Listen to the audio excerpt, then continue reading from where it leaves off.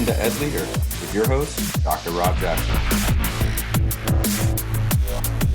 Join Dr. Jackson for conversations and reflections on improving educational leadership from the classroom to the boardroom and beyond.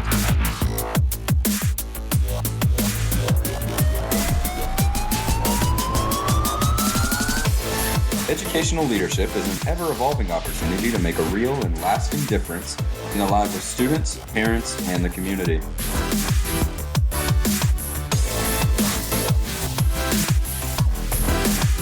And now, here's your host, Dr. Rob Jackson.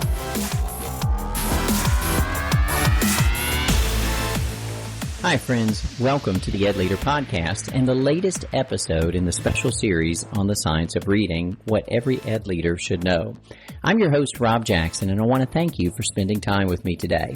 If you have not, please take a moment to rate and review the podcast on your podcast player and share it with your network of colleagues and friends. The EdLeader podcast community continues to grow worldwide because of your kind words and positive ratings. Remember, you can find show notes, links to references that are cited during each episode, and find each of the previous regular episodes and the special series episodes that we have done at drrobjackson.com. Recently, Todd Morgan, a high school principal, sent me an email to share that he always listens to the podcast and appreciates the nuggets he picks up.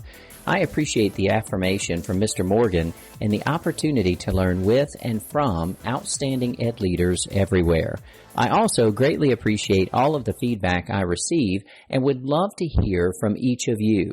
You may find contact information for the podcast and for me at drrobjackson.com.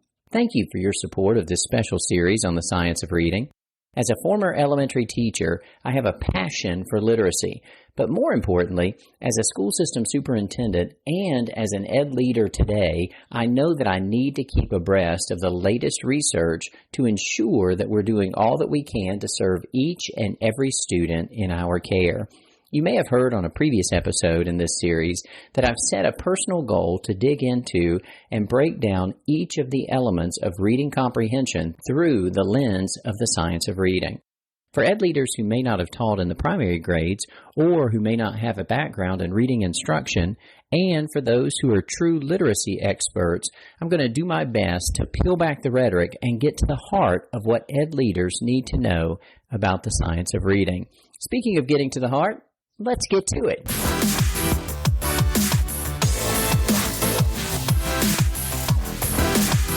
In the first episode of this series, I spent time introducing the science of reading within the background of the reading wars that have been raging for some time between balanced literacy proponents and science of reading advocates. If you've not listened to that episode, I'd like to encourage you to spend a few moments with it as it grounds the series and undergirds the deconstruction of reading comprehension that I'm attempting. In the second episode of the series, I spent time unpacking fluency with the differing opinions among thought leaders as to how to build a reader's ability to read with speed, accuracy, and proper expression. In the third episode, I actually found a strand of the reading rope that evokes consensus among literacy experts on both sides. Imagine that in the strand of background knowledge. In this fourth episode, I'm planning to tease out the strand of sight word recognition. Seemingly a simple concept. There's still, though, much for ed leaders to understand when they walk into a classroom and find word walls listing sight words and consider which words are present, which words are not present, and how long should those words be displayed. What are sight words? Why and how should they be taught? As we get going, I want to pause for a moment and share with you a thread related to the science of reading that I came across on Twitter, posted by William and Mary professor Dr. Kristen Conradi-Smith. Over the course of 6 tweets, she shared, "I'm teaching a graduate course in research methods for aspiring reading specialists right now. We focus on accessing, consuming, and critiquing research. This is a thread regarding thoughts on research as it relates to the science of reading movement. It's important to look for converging evidence on a topic," she says in the second tweet. "We can never rely on just one study. Before a wholehearted embrace, look for studies conducted in different contexts and conditions. Still, Even then, the science is never settled. Always ask questions. As practitioners, we have to look for research on the teaching of reading. Science of reading has to move beyond basic research and include more direct studies of pedagogy. In the fourth tweet of the thread, she says, I stress in class that the science of reading ought to include all the research out there. There are some glaring sins of omission when considering what science of reading traditionally comprises, particularly as it relates to whose research counts. Central to science of reading is the goal of ensuring all students learn to read. We know of no one against that. However, in some circles and outlets, science of reading oversimplifies the issue. Yes, kids need explicit phonics instruction, and they need opportunities for knowledge building, etc., but, and in the final tweet of this thread, she says, students also need clean drinking water, consistent meals, teachers who want to stay in the profession, etc. Science of reading alone will never entirely solve the problem. There are deep, messy, structural issues at play. Be wary of an oversimplification. A link to Dr. Conrady Smith's Twitter page and to the 3 research studies she cites in the thread are all posted in the show notes for this episode at drrobjackson.com. This thread by Dr. Conrady Smith and the 3 powerful articles she cites from leading researchers in the field of literacy demonstrate the inherent need to be cautious consumers when it comes to advice on teaching and learning. While there is much good and much to be learned, I believe that we must always proceed cautiously when we begin to tinker with pedagogy and instructional practices. Students have no time to waste as we scamper down rabbit holes in search of some magical elixir or shiny new curriculum. Rather, when we continue to consume valid research and identify converging evidence from multiple studies across varied contexts, we have the opportunity to fine-tune our practice in the interest of meeting the individual needs of each and every student. Before focusing in on this episode's topic, please let me again highlight the foundation for this series. The science of reading is undergirded by theories of how students learn to read and comprehend text. At the very basic level is the simple view of reading theory, which states that there are 2 elements that combine to result in reading comprehension. The simple view of reading theory formula states decoding times language comprehension equals reading comprehension. From this grew Scarborough's reading rope as conceived by Dr. Hollis S. Scarborough. Dr. Scarborough believed that the elements of word recognition and the elements of language comprehension all weave together into the rope of reading comprehension. Just like a true rope, the more strands present and the stronger each strand is, the stronger the rope is. It is surmised that if a student is weaker in one strand, the strength of the other strands can still help the student comprehend what she is reading.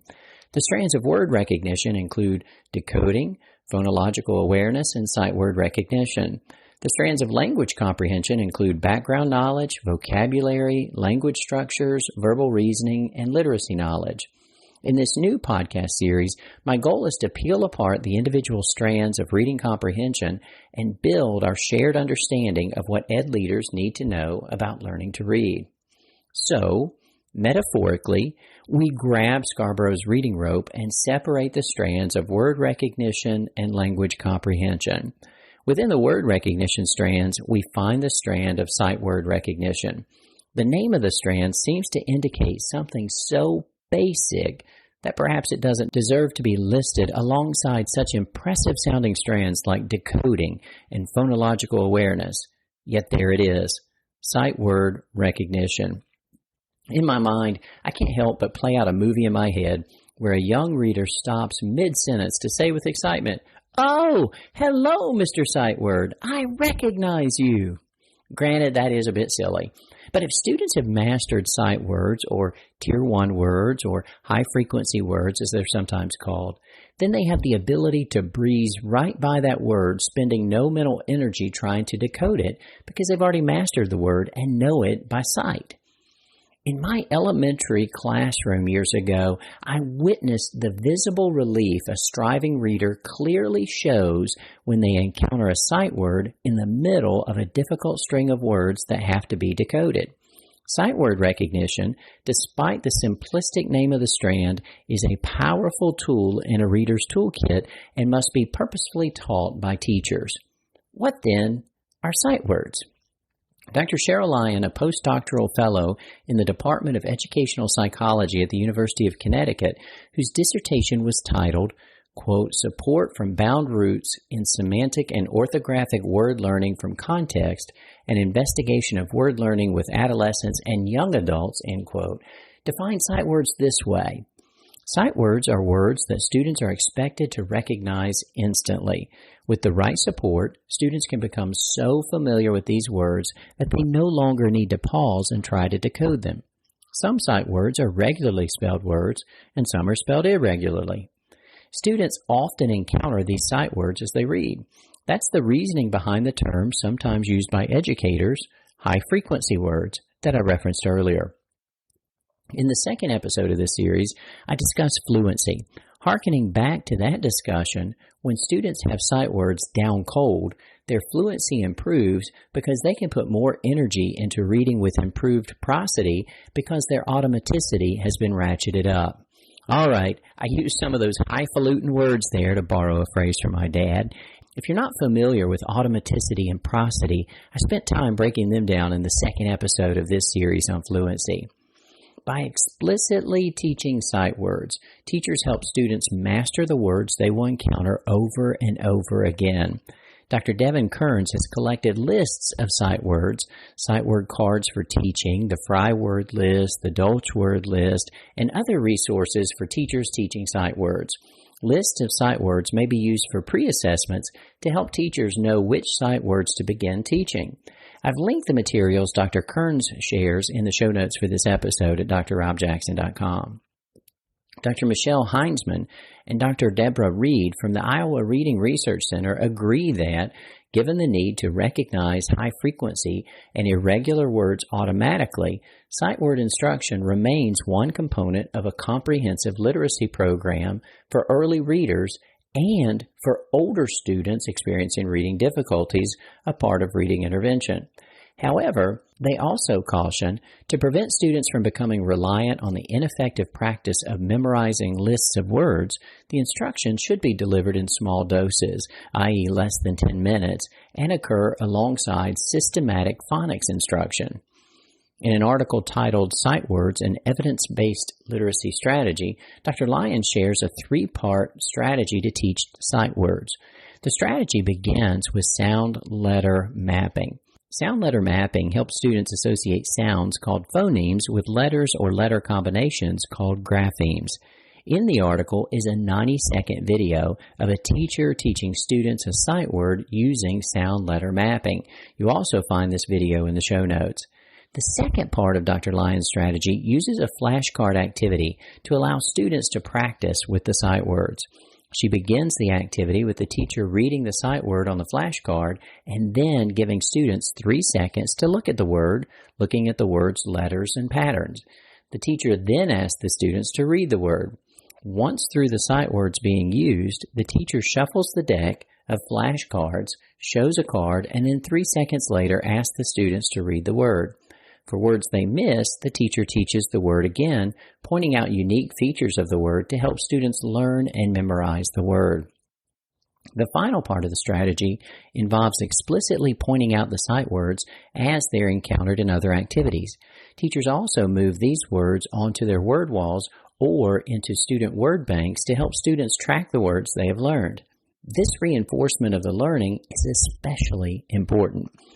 Remember when I shared the name of Dr. Lyon's dissertation, Support from Bound Roots in Semantic and Orthographic Word Learning from Context and Investigation of Word Learning with Adolescents and Young Adults?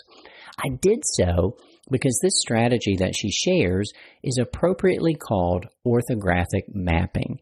Let's turn to Dr. Lyon to help us break down what is meant by orthographic mapping. She writes, when you use this strategy, you're teaching a skill called orthographic mapping. It's a process we use to store printed words in our long-term memory. Orthographic mapping is essential for learning sight words. Here's what happens when we use orthographic mapping. When we see a word, we break it apart by the sounds we hear in the word, phonemes, and the letter and letter patterns, graphemes, that correspond to those sounds. This process fixes the word into our long-term memory. Eventually, we recognize the word immediately when we see it. We still see all of the letters, but we know the word so well that we don't have to sound it out. Research shows that most readers need between 1 and 4 exposures to a word to commit it to long-term memory. Struggling readers, though, need even more exposure to new words because orthographic mapping can be hard. Repeated practice with sight words gives students the exposure they need to build their sight word vocabulary. Doctors Janice Light and David McNaughton from Penn State University point out that learning sight word recognition skills will help students learn to read irregular words that cannot be sounded out. For example, words such as there, was, said, come. Words that are governed by more complex spelling rules that have not yet been taught. For example, words such as boy, eat. Longer, more complex words that are of high interest to the learner. For example, words such as Spider-Man, Darth Vader, Hannah Montana, horse.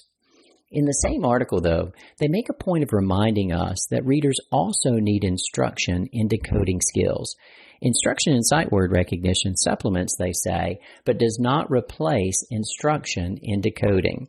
Listeners of this series will recall that decoding is a separate strand in Scarborough's reading rope, yet grouped together with the sight word recognition strand with other word recognition strands. Without saying so explicitly, they're reminding us that we cannot rely on a single strand like background knowledge or sight word recognition or decoding or any of the others if we want our students to master reading comprehension. Recognizing that the strands, separate though that they may be, do work together, Dr. Light and Dr. McNaughton recommend that as soon as the learner is able to recognize some sight words, target these words in shared reading activities along with decoding words.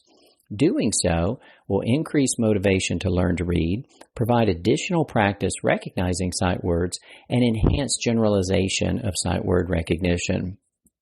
The article by Drs. Janice Light and David McNaughton highlights an example of teaching sight words with a 5-year-old student with Down syndrome. The lesson plan presented again uses a flashcard activity. An embedded video shows the excitement of the student as he correctly identifies the sight word the from within a group of 5 flashcards. When you need a moment of joy, click on the link in the show notes to watch this student working with his teacher. The Iowa Reading Research Center offered some additional tips for teaching sight words. Introduce new sight words in isolation, i.e. the sight word by itself, but immediately follow this with repeated exposures to the same sight words in books and other text materials. Do not introduce 2 sight words that are similar or easily confused at the same time. For instance, will and well should be introduced in separate lessons, as should on and no. Provide brief, less than 10 minutes per session, but frequent sight word instruction, especially for beginning and struggling readers. Offer students numerous opportunities to practice and receive immediate specific feedback. For example, if a child reads the word this correctly, respond with positive feedback. Yes, the word is this. If a child reads this incorrectly, respond with corrective feedback. The word is this. Say the word this. Immediately encountering the words in a book provides an opportunity to practice reading them, but building the ability to read them with automaticity or effortlessly upon sight will take repeated practice. If a child is struggling to remember previously introduced sight words, continue practicing with those before adding new sight words. Finally, it's important to remember that sight word instruction is only one part of a comprehensive reading lesson. I have linked a great reading racetrack activity for teaching sight words from the Iowa Reading Research Center in the show notes. I'll also mention that the Georgia Preschool Association has provided a comprehensive website devoted exclusively to sight word instruction. The site includes instructional activities like see and say, arm tapping, air writing, and table writing. The site also provides lists of sight words and references to the research that provides the foundation for the instruction. In the end, Sight words are words that should be memorized to help a child learn to read and write. Learning sight words allows a child to recognize these words at a glance, on sight, without needing to break the words down into their individual letters, and is the way strong readers recognize most words. Knowing common or high-frequency words by sight makes reading easier and faster because the reader does not need to stop to try and sound out each individual word letter by letter. Thank you again for hanging out with me as we pull apart the strands of Scarborough's reading rope to understand what EdLeaders need to know. I'll keep pulling out the strands. Please keep sharing your feedback on Twitter at Dr_Rob_Jackson, through email, or by commenting directly on the show notes page.